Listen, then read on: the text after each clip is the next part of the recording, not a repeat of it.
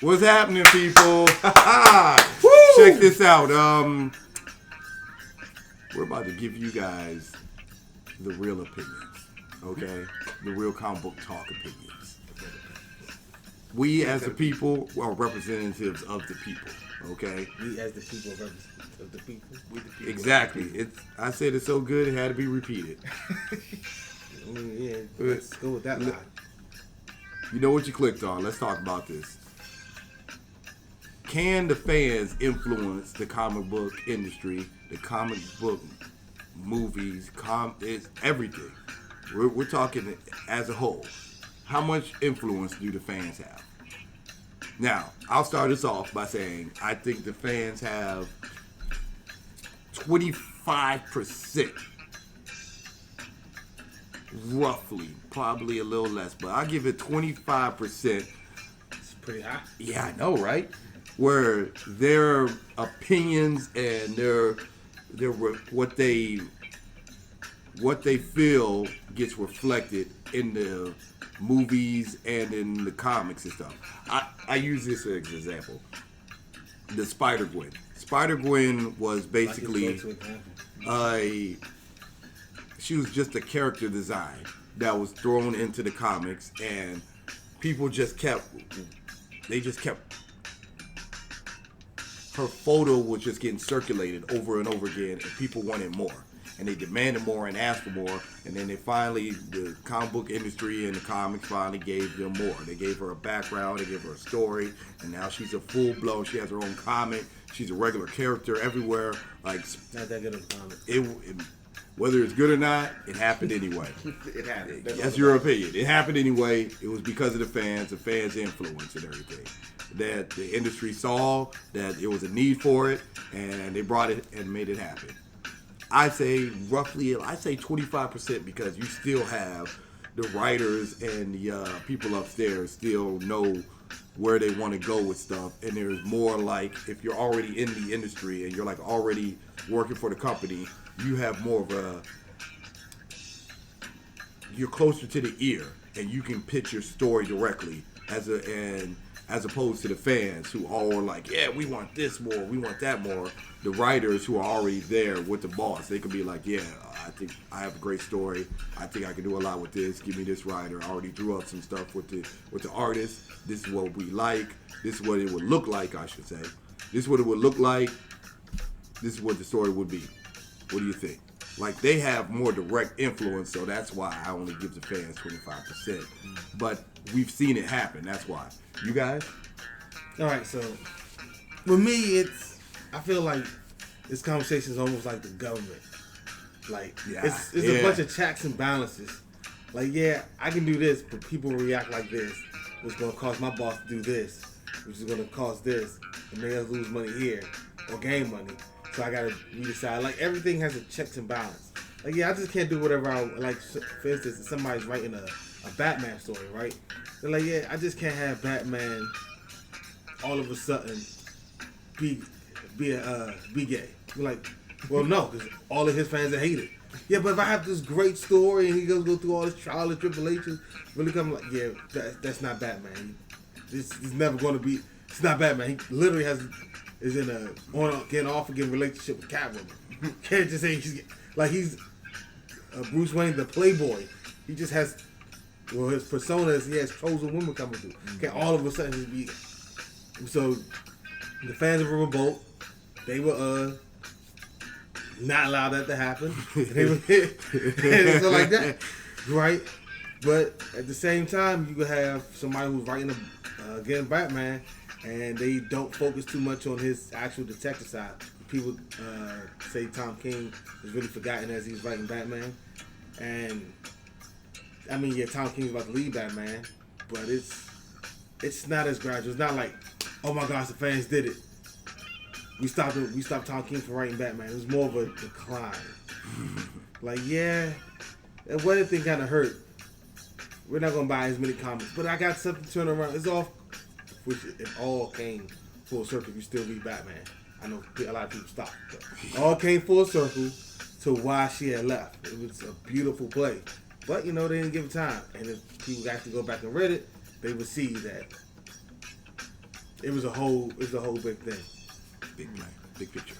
So fans do have some power, but the way it takes a lot of the fans. Like you can't have. There has to be something that's so wrong or so right that all the fans unite. Cause Snyder Cut. yeah, that is for real. Everybody would love to see the Snyder Cut. But that's the instance of the fans that have a power. Like all of them want this. All of us want the Snyder Cut. This is true. There were banners at San Diego Comic-Con. Release the Snyder Cut. Like people bought advertisement space. And Warner Brothers said, I don't care. You're not getting the Snyder Cut. It's like, so it depends how much money is. The best way to say it, without how much money is involved, it depends on how much power the fans have. If it's a abnormal amount of money, then the fans can go like 50-50. If the smallest amount of money, the fans, if as long as there's one unit voice, can sway things the way they want. Yeah. Y'all didn't like Catwoman leaving Batman at the altar? That's fine. There's still that Batman comics drop. Tom King has been pushed out of Batman. He's about to finish up his run. Yeah. We hated the Mandarin in Iron Man 3. We completely said it. You try to fix it with a Marvel one shot. Didn't work. Now you have all of Shang-Chi and the Legends of the Ten Rings with a whole new Mandarin. Fans can control it, but it takes a lot, and they can't. And I want to preference they can't control it the way they think they can. Yeah. They don't say, oh yeah, we can make all the movies happen. Like, no, you can't. You just can't. Sorry. So I come in at the same thing roughly. The fans, I think, have 5, maybe 10%. I can understand that. Because, I think 25 was a little high. Yeah. Not normally high. Yeah, it was. I mean, because we have so many of what situations of bad everything. Bad comics, bad TV shows, bad movies. Bad representation. Which the fans did change, though. I would say that. I mean, that's the 5%. It could be 100 movies, and they could change 5. You see what I'm saying? It's a long time. Yeah. So it just makes you sit up and when a director sees, like, he has his vision, like the Mandarin. He had his vision of the Mandarin. I'm assuming the people around him as well say, hold on, this isn't that good. So it's not more of the fans, it's more of, I can fix this. I can make this better.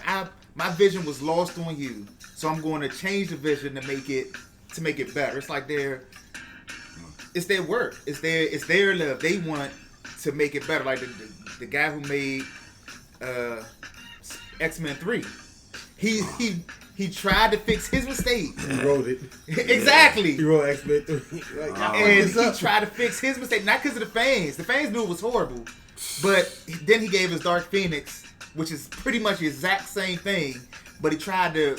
He tweaked it. Exactly. I enjoyed it because I went in with no expectations. I went in. No, my expectations were this is going to be the most garbage movie ever. I'm not going to lie to y'all. My expectation when I went to see Dark Phoenix was this is going to be the most garbage, downright atrocious thing ever. So if you went in with a 0 and it came up like a 3, you're like, oh yeah, this is good. Exactly. That's dope. I went in with -3 and it got to 3. I was like, this is pretty dang good now, yo. I thought this whole thing was gonna be poo-poo. I go with every movie with the same expectation. No, got to be at least a 7. And from there, I let it fall. No, I went in there with -3. And that's why we get when you told us that when we found out, because he told us, I didn't know beforehand until he told us that the writer from the worst X-Men movie was rewriting this one, which is actually directed it. Yeah. I was like, well, this isn't going to end well. We have a video of it. Yeah. But we pretty much knew it wasn't going to... He was redoing it. He was trying to make up his mistake. All right, so... Yeah, sorry we got off topic. That's what we do. I think I have the final answer. Real comic talk. If it loses money, like if you have like a movie, for instance, Batman vs Superman and Justice League. Mm-hmm. Batman vs Superman was set to make $1 billion. They made it like, this is supposed to make $1 billion. Ooh. It did not. And they were like, why didn't it make it? And I guess they start listening to fans. Oh, this is bad. This and that and that. Was it like Marvel? They was like, fine. In the middle of filming Justice League, we're gonna change it around so it'll be better for y'all. Mm-hmm. That also didn't go well. So like, all right, well, obviously y'all don't know what y'all want, so then we're gonna go back and then we're gonna think what we think is best. What are y'all really buying? Mm-hmm. Y'all buying DC Comics, okay? So every one of our movies is gonna be like a recent DC comic. Aquaman, Shazam. No, I'm talking about the story that Aquaman came. Oh, I keep thinking of Throne of Atlantis. It's kind of like a single version of Throne of Atlantis. Shazam is literally the Shazam in Jeff Johns is right now. Wonder Woman was going to just do great, so that's just Wonder Woman. It's great, fine, it's fantastic. I don't know about the Joker thing that's happening. Nobody knows about the Joker thing. I think that's the Killing Joke. I feel like that's an independent thing. It's the Killing Joke. I think it's a detailed inlet in the Killing Joke without the Batman parts. I think focus on the past part of the Killing Joke. I think Warner Brothers is mad because they changed Justice League and the fans didn't react so well that now they definitely know, and now the fans are like, oh, now we won the Snyder Cut, and then they're like, well, we changed Justice League because y'all weren't reactive too much of how, Batman v Superman was, so we changed Justice League, and now y'all are telling us y'all loved it and y'all want the Snyder Cut? Forget y'all. We're not giving y'all the Snyder Cut. And now the fans have lost all power in DC movies. Yeah, they did. Yeah. Fans, Like, oh yeah, y'all like it. Then because you came back like, oh, y'all like the movies where we're doing it just like the comic. You made Aquaman $1 billion. We're gonna do Shazam. Well, Shazam was like that. That ain't even. I don't think that cracked 700. It was a horrible release time. They released that at a horrible date. That's what I feel as though. Like that was everything about that promotion was wrong. Yeah. First of all, you didn't show anything in the trailer that you showed not one of your good parts in the trailer. The only good part they showed was him jumping off the building and saying Shazam. That was it. Everybody that was like in the final trailer. Yeah, that was like the final trailer. They should have started with that. When people already say, "Yeah, I'm not watching." Exactly. That was the final trailer. By the time I saw it, I was like, "Drop that," because I was like, "Oh, good, that looks like exactly." I'm like, man, I went to work like, "Hey, did anybody see that Shazam trailer? I'm not gonna see that." Yeah. They like, they already lost it. They already knew because his uniform, his costume. They were a lot of people I talked to were like his costume was poo, and they were just not having it. Should have saw the rest of them in that costume. Oh my god! Like his thought probably specifically Megan Good. Specifically one person. Megan Good. Did you see her in the costume? Yeah. Did you like it? I'm not gonna say no. Yeah. Did it make you feel better about the movie? I already liked the movie anyway. Yeah, I was about to say. She was in the last 10 minutes about an already good movie, right? The last 10 minutes of the movie. Right. After we done sat there for like an hour and 45 minutes, we done finally that seen 10 minutes is amazing. What you want me to do? Not have you the 10 minutes? That's beside the point. Fans, if you use your power wrong, your little power that you have, you will lose it completely because then they'll just You're just going to lose. It's like you have 10%. When you use your power and it doesn't work, it goes down. And it just goes down. And it just goes down. Well, see, you get power. See, it's funny because like in the MCU, right? The more money we spend watching the movies, like, oh yeah, we have power because we're controlling the movie, stuff like that. But the more we make the MCU good and more profitable, the more power we give it to Kevin Feige. Like, I can do what I want. I've already built up the clout. I'm going to go see it. Yeah. And then, so it's a tricky situation. DC needs to build up the clout. But it's funny because everybody always says that if you don't like it, don't support it and everything. And if you do like it, support it. But at the same time, you don't know if you're going to like it or not like it until you go see it. Exactly. So you have to support it a little bit. That's not true. Well, Fantastic Four. Shazam. Well, Fantastic Four we already knew for a fact. Shazam was actually a good movie, right. But nobody wanted to go support it because they off the trailer. But it was actually a good movie and everything. It was good enough to where there should be talk of a second one. I forgot about Fantastic Four, you knew was going to be. Yeah, everybody knew that. Y'all did it. No. I gave it the benefit of the doubt. I came into it. Wow. That Fantastic Four. You know what I did with that? What? I did with Fantastic Four what he did with every movie. I come in at a 7. I'm going in with a 7. Wow. And they can go up or down. That's what I did with Fantastic Four. I went in with a -5. After see, I did. After Fantastic Four, that's when I got with the approach with. I went in with a -7, and it dropped down to like a 3 or 4. I mean, not -7. I went there with a 7, and it dropped down to like a 3 or 4.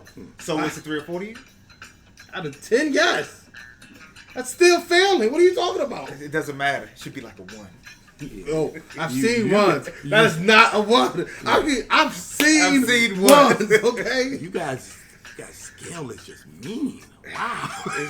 This is I'm sorry. Fantastic Four is close to my heart. When I was a kid, I used to always read their comics. It was one of the first comics I had. And that's when Fans had power. Oh yeah, we keep buying this. They'll make a move. Right. Eventually, we're gonna do something special with it. We watch TV shows, and they tried. And then, you didn't support it, so you lost your power in Fantastic Four.